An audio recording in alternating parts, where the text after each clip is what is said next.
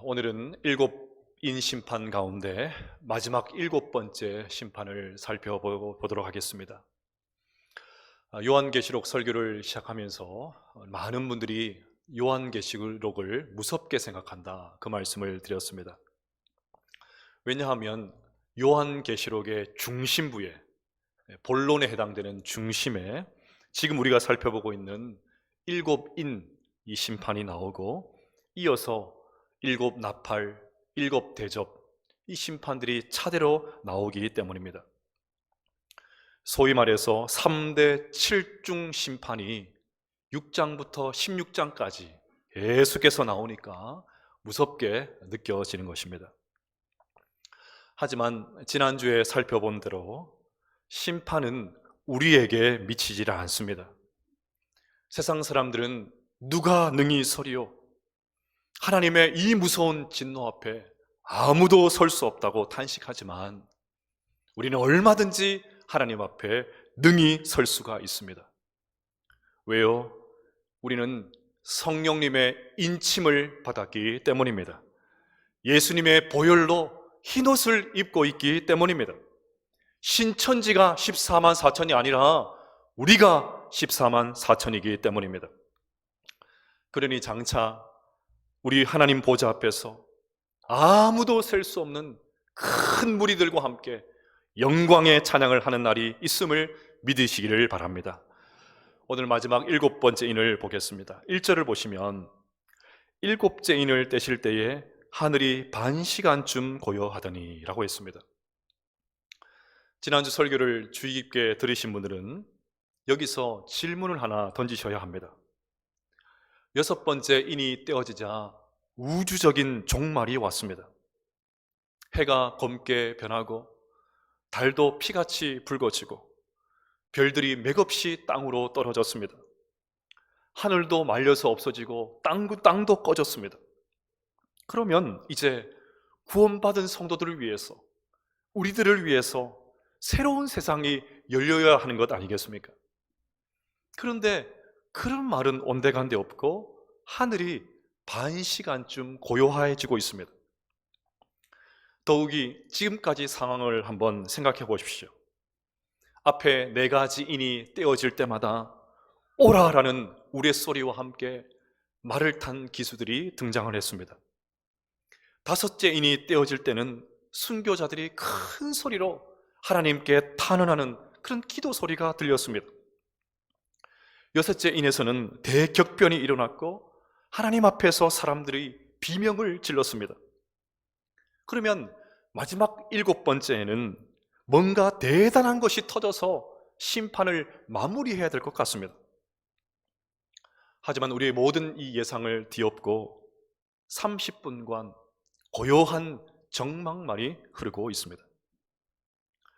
그러면 이 고요함은 무엇을 의미할까요? 두 가지 의미가 있습니다.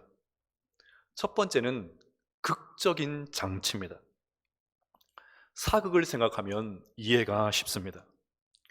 신하들이 모여서 이런저런 이야기를 나누다가도 주상전환합시오, 주상전환합시오 그러면 일순간에 조용해지는 것과 같습니다. 장내가 지죽은 듯이 조용해지면 이윽고 곧 왕이 등장을 하죠. 성경에도 하나님이 나시기 전에 폭풍전야와 같은 그런 장면들이 펼쳐집니다. 하박국 2장 20절을 보시면 오직 여호와는 그 성전에 계시니 온 땅은 그 앞에서 잠잠할지니라 하시니라. 이제 곧 하나님께서 바벨론을 들어서 이스라엘 백성들을 심판하실 것입니다. 그때 하나님은 잠잠해라, 잠잠해라 그렇게 말씀하십니다. 스가랴 2장 13절에도 나옵니다. 모든 육체가 여호와 앞에서 잠잠할 것은 여호와께서 그의 거룩한 처소에서 일어나심이라 하라 하더라. 따라서 일곱째 인을 떼자 하늘이 고요해진 것은 이제 하나님께서 나타나시고 임재하실 때가 임박했다는 뜻입니다. 하나님께서 곧 임재하신다, 곧 나타나신다 그 말이죠. 고요함의 두 번째 의미는 기도입니다. 1절을 다시 보시면 반 시간쯤 고요했다, 그렇게 기록을 합니다. 반 시간은 성전에서 제사장들이 오전에 향을 피우는 데 걸리는 시간이었습니다. 이때 경건한 유대인들은 성전 밖에 서서 향을 피우는 제사장들을 위해서 기도를 했습니다. 그래서 성경에서 향은 늘 성도들의 기도로 해석을 합니다. 이런 측면에서 하늘이 반 시간 고요하게 된 그 이유를 알 수가 있습니다. 하나님께서 성도들의 기도를 듣기 위해서 온 하늘을 조용하게 만드신 것입니다. 하나님께서 성도들의 기도에 집중하시기 위해서 세상을 조용하게 만드신 것입니다. 여러분, 7장의 내용을 한번, 7장에 어떤 장면이 펼쳐졌습니까? 하늘에서 모든 성도들과 천사들이 밤낮 하나님을 찬양했죠.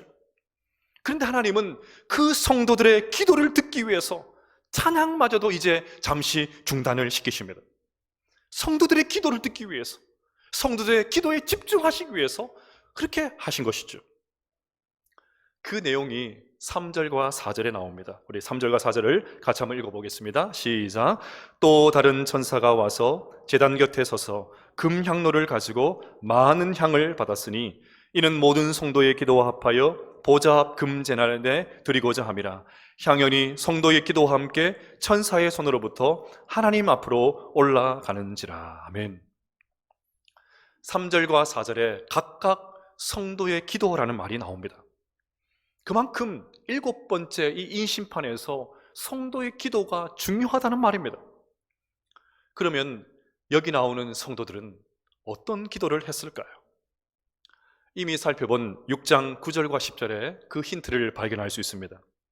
다섯째 인을 떼실 때에 내가 보니 하나님의 말씀과 그들이 가진 증거로 말미암아 죽임을 당한 영혼들이 제단 아래에 있어 큰 소리로 불러 이르되 거룩하고 참되신 대주제여 땅에 거하는 자들을 심판하여 우리의 피를 갚아주지 아니하시기를 어느 때까지 하시려 하나이까 하니.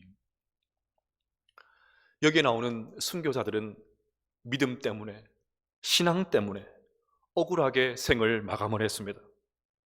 그래서 대주제이신 하나님께서 모든 것을 공정하게 심판해 주실 그날을 바라보면서 간절하게 기도했습니다. 그때 주님은 그 수가 차기까지 하라, 그렇게 말씀하셨죠. 아직 순교자들의 이 기도를 들어주실 때가 되지 않았다는 말입니다. 그런데 드디어 순교자들의 그 기도가, 그동안 중단되었던, 응답이 없었던 그 순교자들의 기도가 하나님 앞으로 올라가고 있습니다. 무슨 말입니까? 우리가 고난과 시련 앞에서, 인생의 이런저런 타격 앞에서 눈물을 흘리며 토해냈던 수많은 기도가 하나님 앞에 다 그대로 보존되어 있다는 말입니다.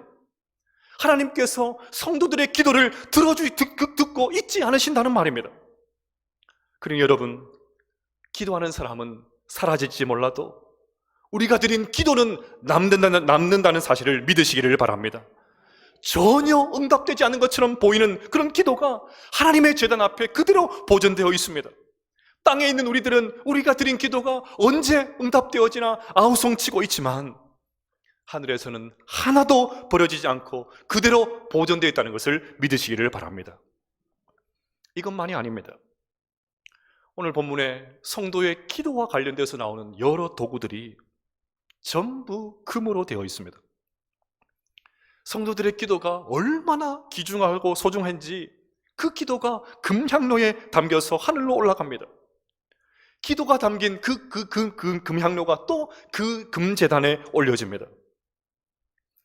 여러분, 이 말을 들은 1세기 성도들이 어떤 심정이었을까요? 틀림없이 큰 위로를 받았을 것입니다. 아무리 간절히 기도해도 박해가 사라지지를 않습니다. 사는 게 점점 팍팍해지고 압박은 더 거세집니다. 그러니 이렇게 기도하는 것이 무슨 소용이 있나? 기도를 포기하고 싶은 그런 마음들도 들었겠지요. 그런데 아닙니다. 하나님께서 성도의 기도를 금그릇에 담아두셨습니다. 마침내 그 성도들의 그 기도를 받으십니다. 그러니 계속해서 기도하자, 포기하지 말자, 다시 힘을 내자. 1세기 성도들은 이렇게 서로를 격려하면서 다시 기도의 무릎을 꿇었을 것입니다. 자, 그러면 금향로에 담겨 하늘로 올라간 그 성도들의 기도는 어떻게 되었을까요? 5절 말씀을 함께 읽어보겠습니다. 시작. 천사가 향로를 가지고 제단에 불을 담아다가 땅에 쏟음에 우레와 음성과 번개와 지진이 나더라. 아멘. 놀라운 말씀을 하십니다. 성도들의 기도가 금향로에 담겨서 하늘로 올라갑니다. 그래서 이제 성도들의 기도를 담았던 그 금향로에 천사가 불을 담아서 땅에 쏟습니다. 그러자 우레와 음성과 번개와 지진이 쏟아집니다. 무슨 말입니까? 성도들이 기도했더니 그 기도의 응답으로 이 땅 가운데 심판이 임했다는 말입니다. 성도들의 기도가 심판의 불쏘시개가 되었다는 말이죠. 여러분, 하나님은 이 세상의 주인이십니다. 그러니 세상을 심판하는 것은 하나님의 주권에 달려 있습니다. 우리 인간이 이래라 저래라 영향을 줄 수 있는 그런 사안이 아닙니다. 그런데 하나님은 그 주권을 그냥 행사하지 않으시고 우리의 기도를 통해서 행사하십니다. 하나님께서 이루실 그 세상 역사에 우리 성도들을 동참시키십니다. 보십시오. 하나님께서 모든 성도들의 기도를 받으신 다음에, 성도들의 기도를 들으신 다음에 이 땅 가운데 진노를 쏟아 부으십니다. 우레, 번개, 지진, 이 모든 것은 하나님께서 나타나실 때 나타나는 현상들이었습니다. 이처럼 하나님의 심판은 성도들의 기도로부터 시작이 됩니다. 저는 이 부분을 읽으면서 여호수아서에 나오는 여리고성이 무너지는 그 장면이 생각이 났습니다. 이스라엘 백성들이 40년 광야 생활을 마치고 드디어 약속의 땅에 도착을 했습니다. 그런데 그 앞에 초롱성과 같은 여리고가 떡하니 버티고 서 있습니다. 여리고성을 통과해야 가나안 땅으로 들어갈 수 있는데 만만한 성이 아닙니다. 그런데 그 여리고성이 무너졌습니다. 어떻게 무너집니까? 백성들이 엿새 동안 매일 한 번씩 성을 돕니다. 7번째 날에는 7번 돕니다. 그런데 그냥 돌지를 않았습니다. 침묵으로 기도하면서 돕니다. 물론 별의별 생각이 다 들었겠지요. 이런다고 여리고 성이 무너지나? 하나님 너무 이상적이신 분이셔. 돌다가 진짜 내가 돌겠네. 별의별 생각을 다 했을 것입니다. 그런데 하나님은 당신이 얼마든지 그냥 무너뜨릴 수 있으셨지만 백성들로 하여금 기도하게 하셨고 백성들의 기도가 다 마친 다음에 성이 무너지게 하셨습니다. 여러분, 오늘 주님께서 우리에게 말씀하시는 것이 무엇입니까? 성도들이 땅에서 드리는 기도가 얼마나 중요한지 알라고 하십니다. 우리의 기도가 금향로에 담기고 있음을 믿으라고 하십니다. 연약해 보이는 이 기도가 강력한 힘으로 되돌아온다는 것을 확신하라고 하십니다. 그러니 여러분, 금향로에 담겨서 응답될 그날을 바라보면서 더욱 열심히 기도할 수 있는 우리 모두가 될 수 있기를 주님의 이름으로 축복을 합니다. 오늘 설교는 여기서 마치면 좋을 것 같습니다. 오늘 본문의 뜻을 밝혔으니까 평소보다 조금 일찍 설교를 마쳐도 괜찮지 않을까요? 근데 여러분, 저는 설교를 준비하는 내내 마음이 불편했습니다. 아니, 솔직히 말하면 지난주부터 좋지 않았습니다. 7장 17절 말씀을 기억하십니까? 이는 보좌 가운데 계신 어린 양이 그들의 목자가 되사 생명수샘으로 인도하시고 하나님께서 그들의 눈에서 모든 눈물을 씻어주실 것임이라. 많은 성도님들이 이 대목에서 눈물을 훔치셨습니다. 저도 지난주 일부 예배 때 간신히 감정을 추스리고 설교를 마친 그런 기억을 가지고 있습니다. 저는 이 말씀 그대로 하나님께서 천국에서 저의 눈에 눈물을 씻어주실 것을 확실히 믿습니다. 여러분들도 믿으십니까? 그런데 제 마음 한편에는 이런 소망의 마음과 동시에 항의의 마음이 일어났습니다. 소망의 마음도 있었지만 제 마음 한켠에는 항변의 마음도 생겨났습니다. 그때 말고, 나중에 말고 지금 좀 닦아주시면 안 되나요? 지금도 눈물 날 일이 많은데 왜 그때까지 참으라고만 하십니까? 그때 말고 지금 좀 닦아주시면 안 되나요? 오랜 시간 중환병으로 고생하는 성도님들 눈물을 닦아주시고 지금 당장 좀 일으켜 세워주시면 좋겠습니다. 하나님 얼마든지 그렇게 하실 수 있으시지 않습니까? 아픈 자녀들과 손주들을 안타까운 마음으로 뒷바라지 하시는 성도들의 눈물을 닦아주시고 더 이상 좀 고생하지 않도록 하나님께서 회복의 은혜를 베풀어 주시면 좋겠습니다. 경제적인 고통으로 신음하시는 성도들 눈물을 닦아주시고 좀 닫혀있는 문들이 좀 열렸으면 좋겠습니다. 우리의 기도를 금향로에 보관만 하지 마시고 수시로 오늘 말씀에 나오는 것처럼 천사들을 보내서 그 금향로를 이 땅 가운데 쏟아부어 주시는 응답을 주시면 좋겠습니다. 그런 마음 때문에 제 마음이 불편합니다. 7장 3절도 한번 보십시오. 이르되 우리가 우리 하나님의 종들의 이마에 인치기까지 땅이나 바다나 나무들을 해하지 말라 하더라. 하나님께서 당신의 백성들의 이마에 인을 칠 때까지 땅이나 바다나 나무들 해하지 말라 그렇게 하십니다. 그래야 하나님의 백성들에게 심판이 면제되니까요. 기다리라고. 우리로서는 정말 가슴 뿌듯한 일이 아닐 수가 없습니다. 하나님께서 우리를 보호해 주신다니 얼마나 좋습니까? 예수님을 믿는 보람과 뿌듯함을 느낄 수 있는 그런 순간이죠. 그런데 1세기 성도들의 입장에서 한번 생각해 보십시오. 그들은 예수를 믿는다는 이유로 신앙 때문에 짐승에게 밥이 되는 그런 시간을 보내었습니다. 온갖 차별에 노출되었고 불이익을 밥 먹듯이 당했습니다. 1세기 성도들이라고 모두가 대단한 믿음을 가진 그런 사람들은 아닙니다. 우리가 똑같습니다. 똑같은 그런 사람들이죠. 그러니 이 다음에 보호해 주시지 말고 지금 좀 보호해 주시면 안 됩니까?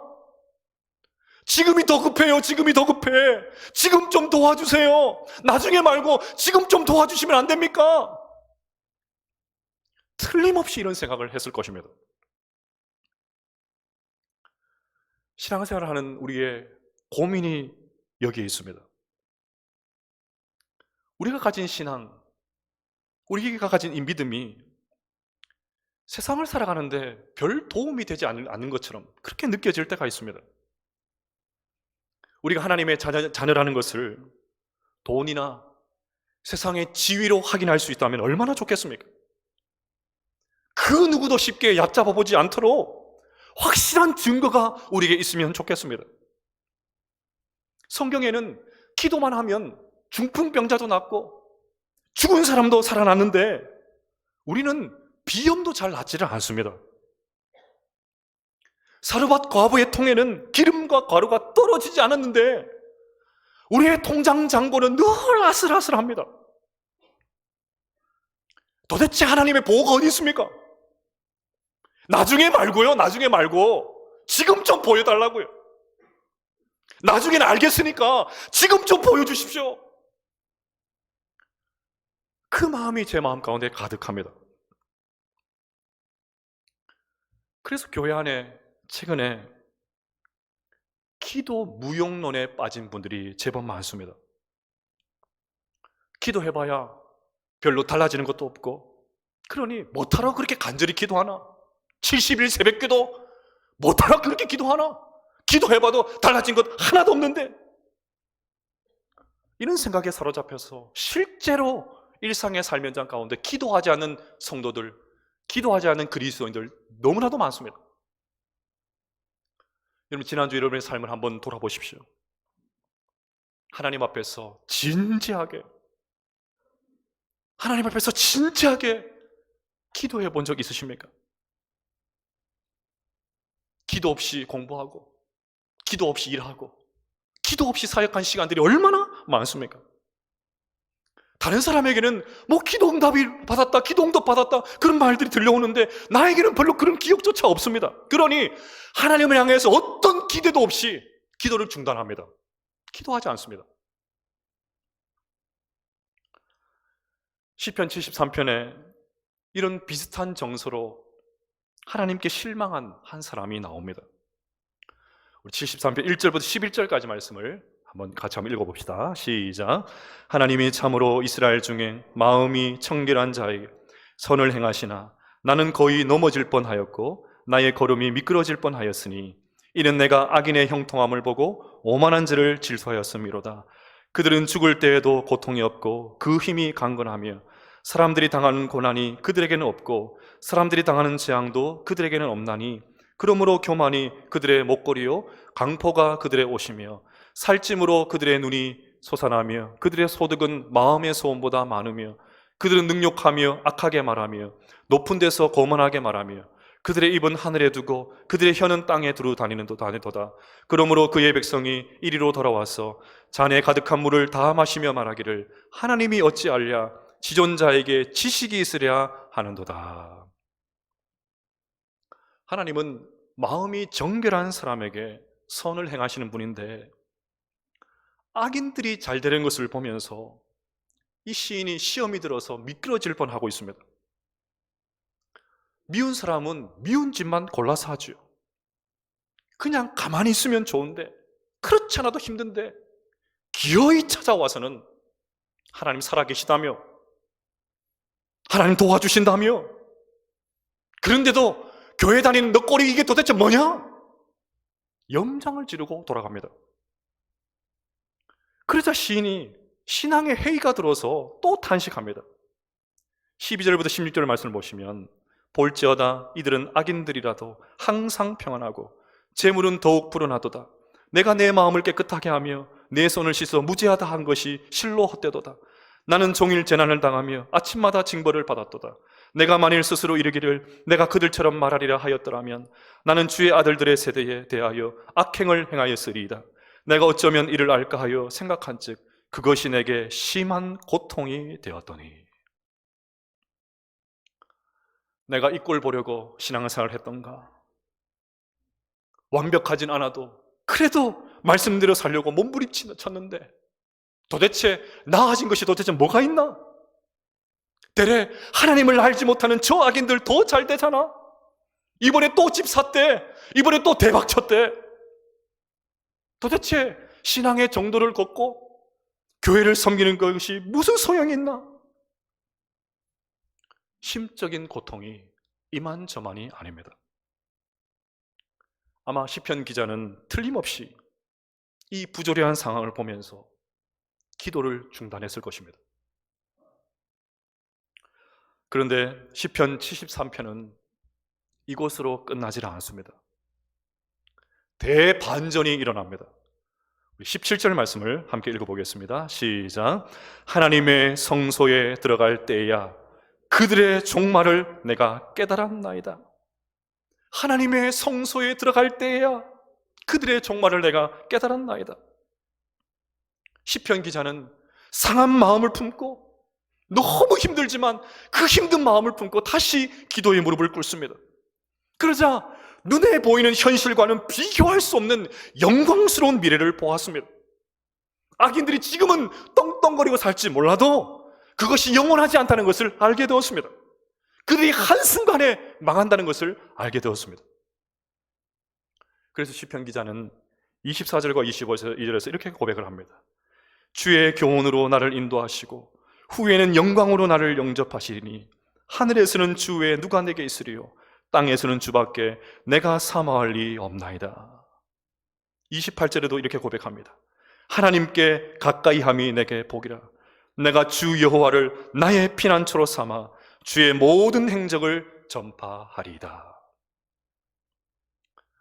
사랑하는 여러분, 힘들지만 때로는 질문들이 있지만 때로는 탄식들이 있지만 시편 기자의 이 고백이 우리 모두의 고백될 수 있기를 주님의 이름으로 축복합니다. 그리하여서 즉각적인 응답이 되지 않은 기도 때문에 실망이 되고 신앙의 회의가 들기도 하지만 다시 눈을 들어서 마침내 우리를 영광스럽게 영접하실 하나님 아버지를 바라볼 수 있기를 바랍니다. 그래서 응답이 더디더라도, 아니 이 땅에서 응답을 보지 못한다 할지라도 다시 기도의 무릎을 꿇을 수 있는 우리 모두가 될 수 있기를 바랍니다. 고난과 부조리한 세상에서 신음하며 토해낸 우리의 기도는 금향루에 보관되어 있다가 마침내 하나님께서 반드시 응답해 주실 것을 믿으시기를 바랍니다. 그러니 하나님께서 준비하신 그 영광의 날을 바라보면서 때로는 눈물이 나지만, 때로는 상처도 있지만, 때로는 수많은 질문들이 있지만 마침내 이루실 그 날을 바라보면서 중도에 포기하지 않고 끝까지 신실하게 우리의 믿음의 길을 걸어갈 수 있는 우리 모두가 될 수 있기를 주님의 이름으로 축복합니다. 어제 별세한 우리 시대의 최고의 지성이라고 불리는 이어령 교수의 이야기로 오늘 설교를 마치려고 합니다. 이어령 교수는 젊은 시절 가난했고 너무나도 바빴다고 합니다. 아빠로서 딸에게 해줄 수 있는 최고의 것은 돈을 벌어서 바비 인형이나 피아노를 사주고 좋은 사립학교에 다닐 수 있게 해주는 것이라고 믿었다고 합니다. 어느 날 어린 딸 미나가 자신의 서재의 문을 두드렸습니다. 아빠에게 굿나잇 인사를 하러 온 것입니다. 아마도 딸은 아빠가 안아주기를 기대했겠지요. 어쩌면 새로 산 잠옷을 자랑하고 싶었을지도 모릅니다. 그런데도 아빠는 새롭게 떠오르는 영감, 그 영감을 놓치고 싶지 않아서 글을 쓰는데 여념이 없었습니다. 글에 집중하느라 눈도 마주치지 않고 손만 흔들면서 굿나잇 미나, 굿나잇 미나, 굿나잇 미나 이렇게 인사를 했습니다. 예민한 아이였던 미나는 아빠의 뒷모습만 보고 방으로 돌아왔습니다. 시간이 많이 흘러서 결혼도 하고 중년이 된 이 사랑하는 딸은 결국 암으로 아버지보다 먼저 천국으로 갔습니다. 이 이혜령 교수가 죽은 딸이 생전에 인터뷰를 했던 그 기사를 읽게 되었습니다. 딸은 인터뷰 기사에서 퇴근해온 아빠의 그 팔에 매달렸을 때 아빠 밥 좀 먹자 하고 밀쳐낸 적이 있었다고 합니다.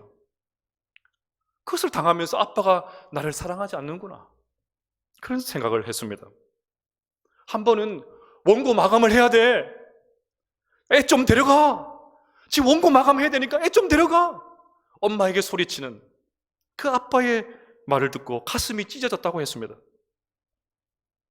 그러면서 아빠는 사랑을 표현하는 방식이 달랐을 뿐이라고 끝까지 아빠를 두둔합니다. 나중에 이런 교수가 후회의 마음을 담아서, 참회의 마음을 담아서 딸에게 보내는 굿나잇 키스라는 책을 지었습니다. 그 책에서 이렇게 썼습니다.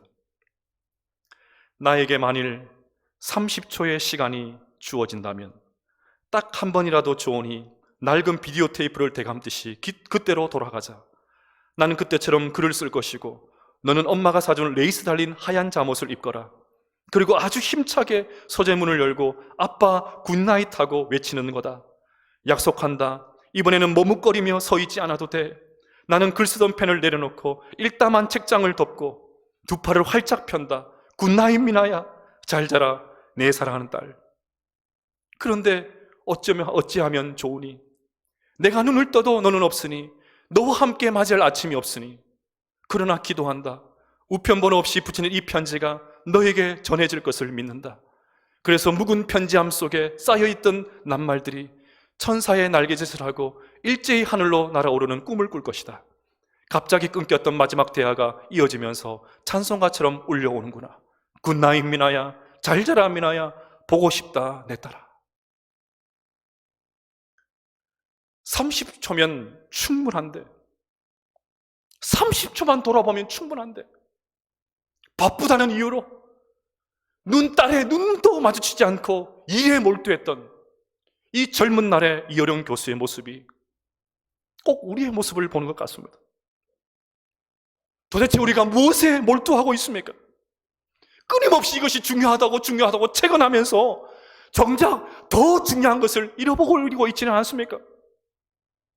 주님은 계속해서 너와 눈 좀 맞춰보자, 너의 기도 소리 한번 들어보자, 그렇게 체근하시는데, 안달이 나 계시는데 우리는 내 방식대로 산다고, 기도해봐도 아무 소용이 없다고 그렇게 하면서 내 방식대로 일에 몰두하고 있지는 않습니까? 사랑하는 여러분, 다시 기도하십시다. 다시 기도하십시다. 다시 하나님께 시선을 고정하십시다. 하나님께서 우리의 기도를 듣기 위해서 온 하늘을 고요하게 만드실 그날을 바라보면서 기도하십시다. 우리의 기도가 금향루에 담겨서 하늘에 올라가는 그날이 있다는 것을 믿으면서 기도하십시다.